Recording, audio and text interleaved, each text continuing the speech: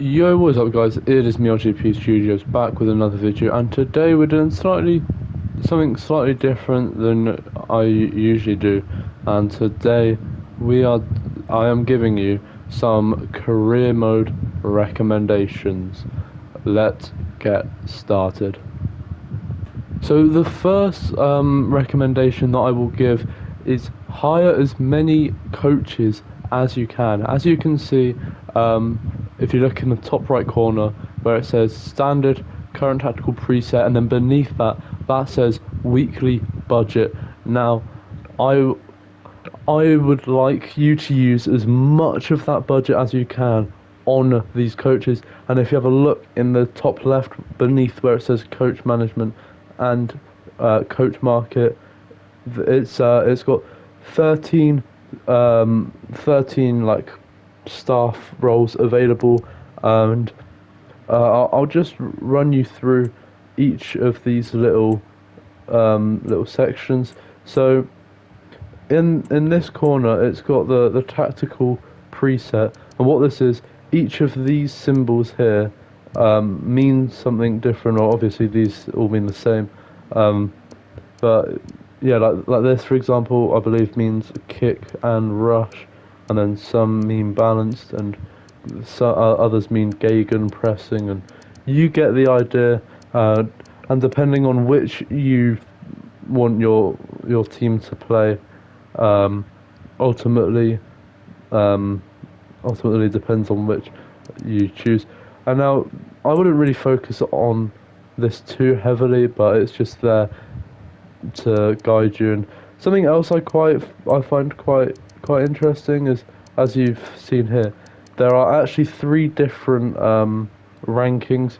You've got gold, which is obviously the best, silver, and bronze. So the obviously bronze is the worst, silver is in the middle, and gold is the best. Obviously, try and get gold for whichever you're looking for. And now, the next section is not accomplished. I was reading something on the screen. Is knowledge, and you've got some different categories. You've got expert, which is obviously the best, accomplished, and novice. Obviously, try and focus on expert 'cause that is the best. And then, if we focus on managers, what I try to do is get the best ones first. So, this guy right here, Ruter, looks the best. Now, obviously, he's got a 4 star, a 5 star, a 5 star, and a 5 star. If you didn't know what to choose, I would personally go for um, the goalkeeper 5 star, because if you look, the goalkeeper has no other 5 star. It only has one 5 star, but the rest have more 5 stars. So I I'd choose that for the goalkeeper. Now, if we, I'll come back out of here for a second. If we look at here, um, using this left-hand side of the screen, you can see how many stars you've achieved and the ideal amount. For goalkeeper, the ideal is 9, and we've only got 5, so I'd hire one more 4 star, and then 23, 25, 18. I'd do the same for each. I'd make sure that they are all up to the ideal or as close as you can get, with the 13 coaches available. Now, if you're wondering what this actually does, I've not really explained, I've just told you to do it. This actually makes the player growth develop quicker. Now, I tested this off camera and it genuinely does work.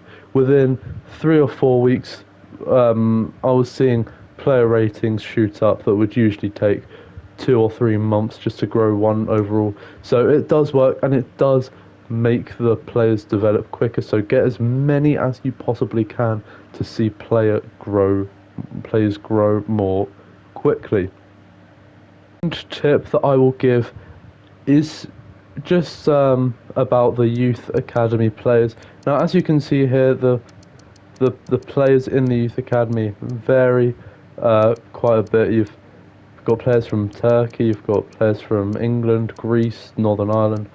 So it does really vary, and this will obviously be different. Now, if you go on to, if you press X, if you're on PlayStation, and then you go on to development plans, this one's a bit more well known, but I would recommend putting all of these players on development plans. However, the only downside is after a while they will all be on 5 star, 5 star, so that is a downside. And if you don't know which is the best, on all of the stats, it's got arrows, and you want to be improving the positions, I guess, that are the worst. So if we take Lucas Skinner, the goalkeeper, um, this isn't really a good example because it's a bit too similar, but we'll give it a go. So as you can see, his reflexes and his positioning are his strongest attributes. Um, and to be fair, his diving's not too bad, but um, his handling, kicking, and speed aren't the greatest. So I'd I'd more likely go for the sweeper keeper option because it gets his kicking up, um, and yeah, this one doesn't. There wasn't a best option, so if we go to an outfield player, because as you can see, there's a lot more stats to go through. Um, I would hardly ever go on balance, by the way.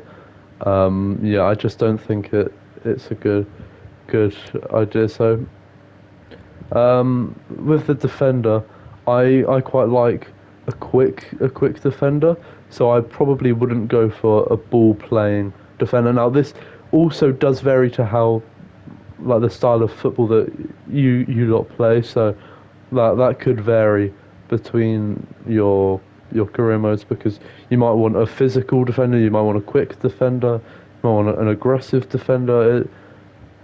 It really does just depend on what you prefer. So I like a quick defender, so I'd probably go for defender or stopper. In this case, I would go for defender. Um, and don't be fooled where it says level up in 20 weeks. Um, you don't always have to focus on the lowest one. It can be tempting, but you don't always have to. Um, And whilst I am here, I will also give you my third tip, which is which countries to scout. So if you go to here, every single career mode, you'll already have one scout available. And as you can see, um, EA have um, have got the license to many countries for uh, the youth scouting. As you can see, that just the list really just does go on. Um, it is just a ridiculous amount of countries. I'm not going to complain though, but it may be daunting because I'm not sure the amount of countries there actually are, but oftentimes you can find it difficult to know which countries to scout. So this tip is giving you suggestions of how to figure out which countries to scout. Now, if we go back to the Youth Academy section where it's got the list of the players, I said this in when I did my career mode recommendations. Focus on the country for the first season. Focus on the nationality of the players you already have. So as you can see, I have a lot of English players, so I'd send out to English. I also have 2 Turkish players, which is quite interesting and rare. And then I also have 3 Greek players in Tzanatakis, Pali, and Balaska. So the 3 countries I would go for is England, Greece, and Turkey in the first season. And then personally, I like to get a big range of countries. I prefer going for either obscure ones like Lithuania or uh, Trinidad and Tobago or Panama or Vanuatu or Solomon Islands or something like that. Or you can do it with something that makes sense. So just to choose a team, I chose Tottenham. In this case, I might go for an English player and look for a striker, or England and no Wales and look for a winger, or Croatia and look for a midfielder, or Korean and look for a winger. So look at the maybe not necessarily the best players through the academy, but just the best players they've had over the years for your club. So if it's I don't know, just trying to think of a team off the top of my head. If if you're doing Man United, um, you might want an English midfielder. You might want a Portuguese winger. Um, you might want a Danish goalkeeper. Or if you want to go for a more obscure country and you're doing a Man United career mode, you might want to go for a Trinidad and Tobago striker. You know, the list goes on of possibilities. Now the fourth tip I would give you is don't play these youth tournaments. I get it can be fun, but I'm going to be honest, it's one of the biggest waste of times. Um, I forgot to record it, but if you go onto the menu where you're choosing the career mode settings, if you put the development plans on fast, it has this. It actually has a quicker growth rate than this. It doesn't really do much for the players, so that's what I'd say. Don't actually play these. It's a waste of time. If you want the player development, just put the youth players on fast. You'll see a much quicker growth rate than if if yeah, it's much quicker to just put it on fast than to play these because it's just a waste of time and it's just not efficient and yeah, it's you have to play 3 games just to see a bit of development because I don't think that if you play the quarterfinals or the semi-finals, you actually get anything from it. I think it's just the finals that you see results. Now I know I said the last one was a career mode tip. No, the last tip for the youth academy, but I forgot about this one. So when you're when you're looking at this, more often than not, you'd get the most expensive one because obviously it's the best, which is true. But at the same time, you've got the experience, which, as you can see in the top left, is will find more players, um, and the judgment will find better players. So this column is for the amount, and this is for the quality. I'd focus on this one. This, at the end of the day, it's good to have experience, but it's not the end of the world. I'd focus on the judgment. If it's got a 5-star judgment and a 2-star experience, I'd still get it. I think that it's not needed to have a good experience. Obviously, I wouldn't turn it down if there was one like this guy, but focus on the judgment being the better out of the two.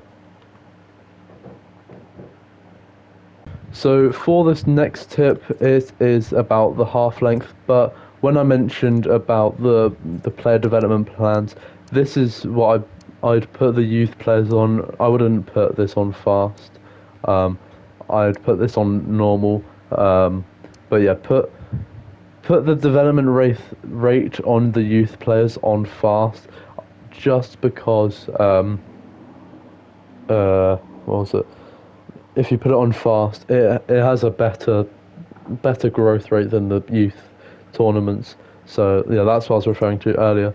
But the next thing is, I tend to find that a lot of my matches when I played on world class, it would be a very high scoring contest. And if I looked at the table at the end of the season, my goals for and goals against are always the highest in the league when I was playing on the difficulty that made it the most realistic.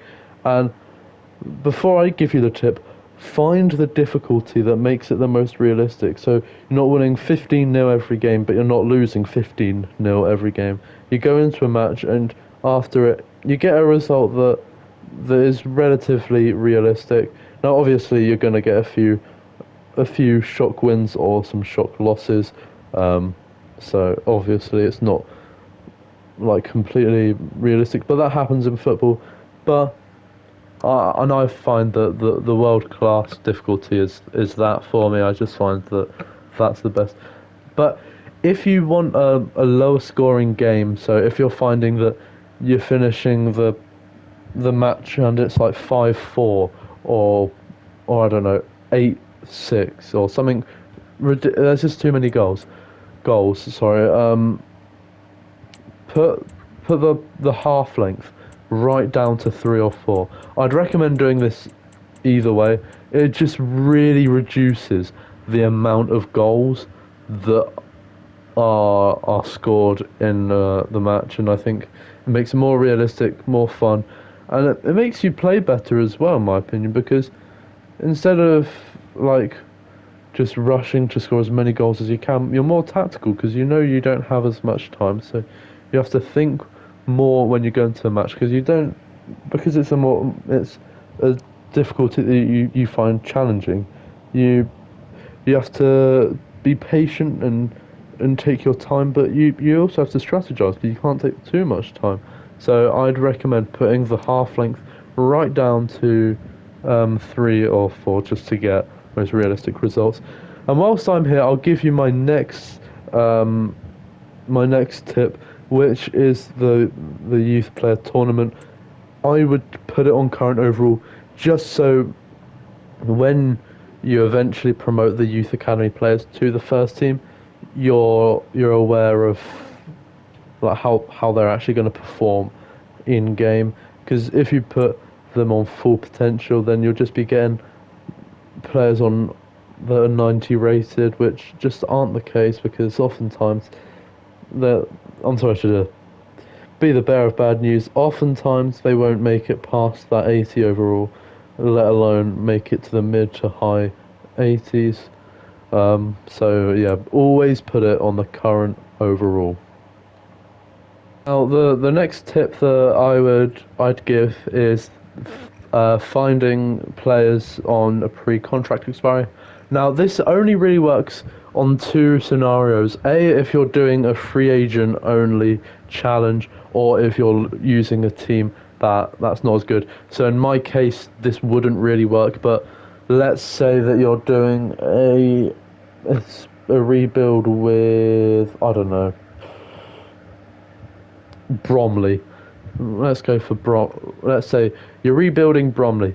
You go onto here, and if you're on PlayStation, press square to view instruction. Leave all of this.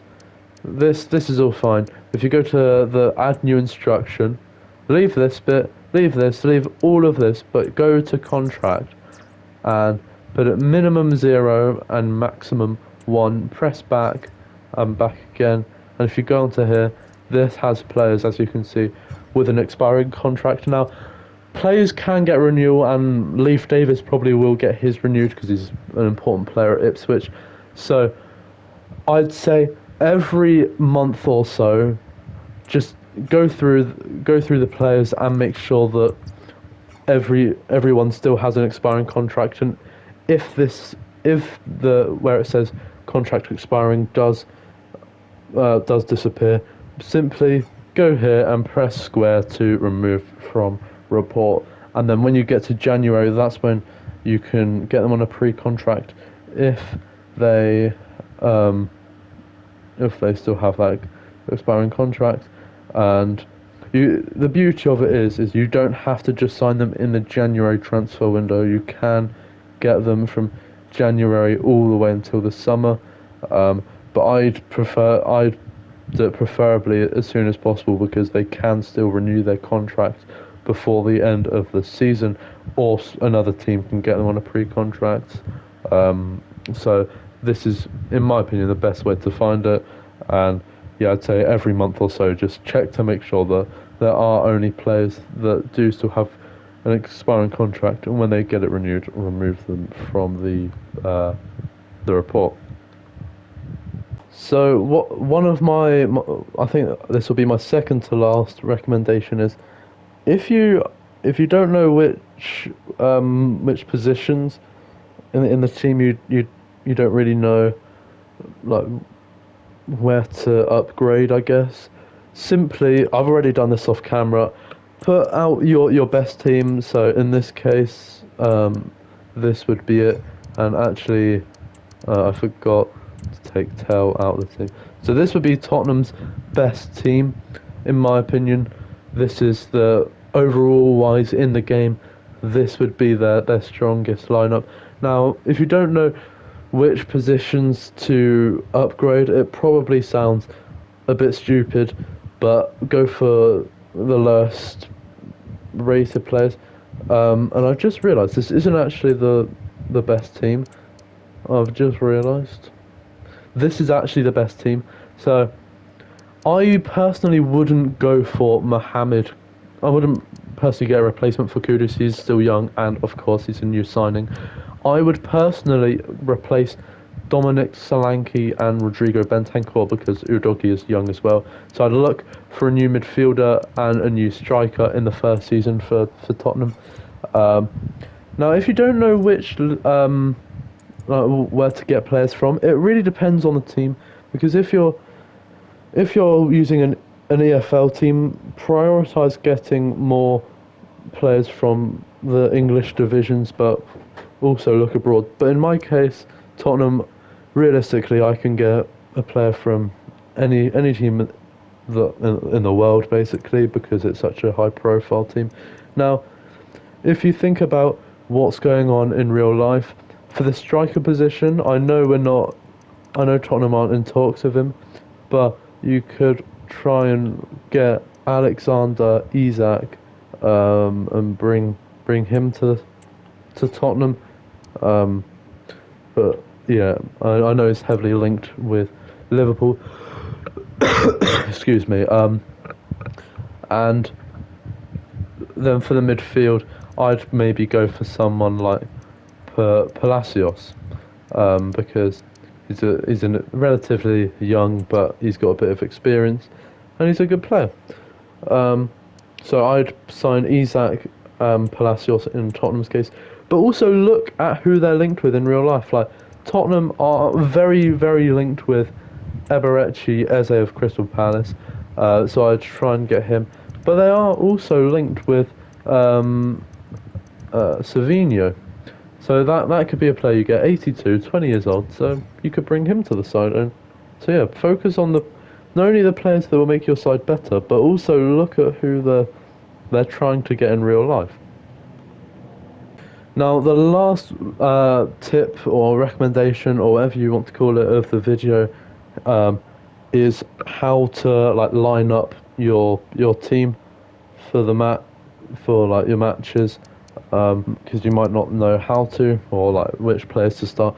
So I I always do this, no matter like if it was against Man City or in this case Leicester. Um, I'd always start the best lineup you possibly can, unless someone wants like messages you directly and saying they want to play. So that's what I do. I'd put out the best team opening match because then gives you a bit of momentum to start the season, and then for the the other matches, so against Everton, I'd put out a strong side but rotate it a little bit. So maybe instead of Romero, I'd put Danso at the back, or instead of Solanke, I'd start Richarlison, or instead of Kulusevski out wide, I'd start Johnson, or I'd maybe start Basuma in midfield, or excuse me, or I might start Jed Spence or Kinski. Or you don't have to fully rotate it. You can, uh, yeah, you can put out a still decent side, but rotate. I'd say two or three players, and then for the big games like Arsenal or yeah, or Man United, put out a strong side as you can. And if you have a midweek game, whether it's a cup or European, I'd fully rotate the side. So in Tottenham's case, this is what a fully rotated side would look like. Now I know this can be difficult for a team with not a good squad depth, but try to as much as you can. But yeah, this is how I'd personally line up for European European competition. Now, obviously, I might change some of this, so I might put Vuskovic instead of like Dragusin, or I might put Gray in midfield or in defence, or I might decide to put Brandon Austin if it's against a poor side in the cup, or I might put Tell or Scarlett up front, or I might put Hill or Solomon out wide. Um, but yeah, there's just no know who to play and who to start. Like if you're not against a good side, don't put out a good side because you've not really got a need to. Um, so yeah, if you're, I don't actually check. So if you go to here and you go to standings and you check the FA Cup, I actually don't think. Yeah, I won't have that. Will I have the Carabao Cup? Oh, whoops. I don't. Maybe. No, I don't. So um when you get introduced to the cups, and you say I'm against Notts County, I wouldn't. I'd put out the weakest side I possibly could, just so those players would be happy with the minutes. And also, I'd say every 5 to 10 matches you play, if you go to the squad, look at the players that you have, and in the bottom right it says playtime. Whoever has like a red thumbs down on the playtime, play those players because then they'll be then they might not request a transfer, and that's my. I've decided that I know I said the last one was the last one, but this is actually the last one. If you get frustrated that the players are leaving, it's more than likely one of two reasons. It's game time or contract.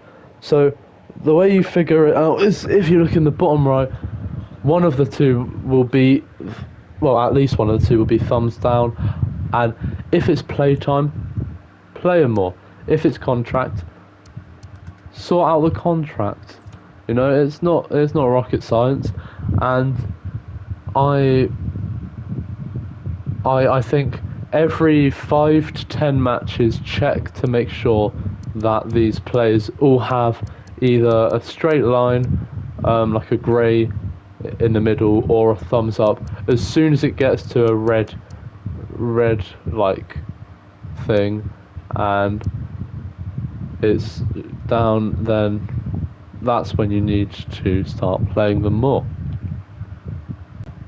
But that has been it for today's video. If you guys have enjoyed, make sure you like, subscribe if you're new, or if you haven't already, it does help. I'm trying to get to 200 subscribers by the end of the year, and if you'd like to help, make sure you do subscribe.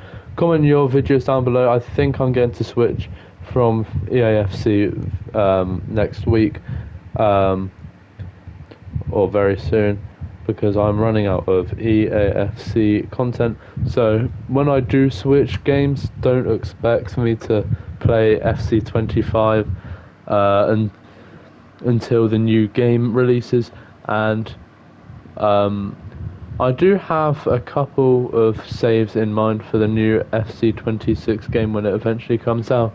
But if you'd like to see a save first, make sure you do leave that down below.